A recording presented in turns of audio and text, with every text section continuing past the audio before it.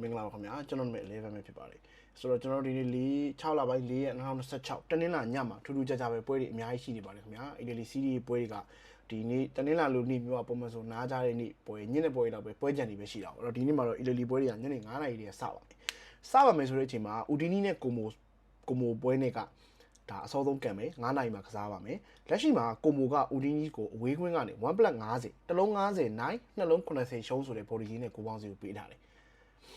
ဟုတ်တယ်ကိုရှာတို့အခုစိတ်ထဲမှာတွေးလိုက်တယ်လို့ပဲကိုမိုနေချင်းစိတ်ဖြစ်သွားကြတယ်မလား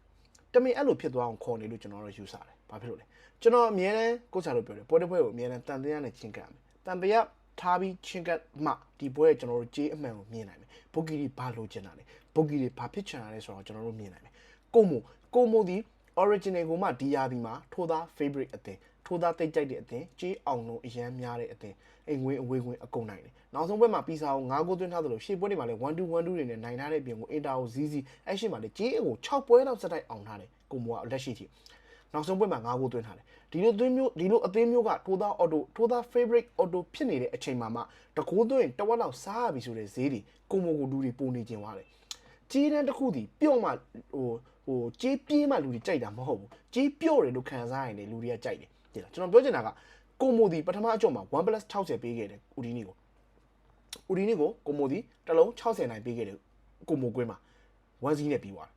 ကျွန်တော်ဝေးဝင်းဆိုကိုမိုဘယ်လောက်ပြန်ပေးရမလဲ1+60 1+80 1+80 1+90 1+90 1+100 -90 -80 -80 -90 -60 -40ဒါကိုမိုပေးရမယ်ပုံမှန်စီဟုတ်ပြီကိုမိုနောက်ဆုံး6ပွဲစတိုက်လောက်ရှုံးပွဲမရှိထားဘူးကိုမိုကနောက်ဆုံးပွဲတွေမှာရလက်အရန်ကောင်းထားတယ်ကြေးရန်အောင်ထားတယ်နောက်ဆုံးပွဲဒီ5စီးဖြစ်ထားတယ်ဆိုရင်ကြေးကိုပြား90ထပ်တိုးပေးလိုက်လေပဲရှုံးဒါလောက်ပဲကိုမိုဒီပေးသေးတယ်လို့ကျွန်တော်တို့ယူဆတယ်ကျွန်တော်အမြဲတမ်းပြောဘူးတယ်ကြေးတန်းတစ်ခုကသူ့ရဲ့ဝင်ရုံပေါ်မှာမရှိနေဘဲနဲ့ကြေးအရန်မြင့်နေ reason အကြောင်းပြချက်တစ်ခုရှိရမယ်ကြေးဖြစ်တဲ့ကြေးအောက်ရောက်နေလေအကြောင်းပြချက်တစ်ခုရှိရမယ်ဒါဆိုရင်ကိုမိုကဘာအကြောင်းရှိလို့ဒီဈေးလာပြီးထားတာလဲချင်မလေးဝင်ခွင့်ပါညာဆိုရင်လေယာတီပြီးဖို့ကလိုသေးတယ်ဆိုတော့နောက်တစ်ချက်ကျွန်တော်မတင်ကားလာသည်ပထမကျောကဂိုးပေါင်းဈေးဒီလေ2မိုင်းနဲ့60ပဲဖြစ်တဲ့အတွက်ကြောင့်အခုဒီဒုတိယအကျော့မှာ body ဈေးဒီပြား150တောင်ပို့ပြီးပေးထားပေမဲ့sorry 1+50အထိကြေးကိုအများကြီးမြင့်ပြီးတော့ပေးထားတယ်ဆိုပေမဲ့ဂိုးပေါင်းဈေးကလိုက်တက်မလာဘူး body ဈေးက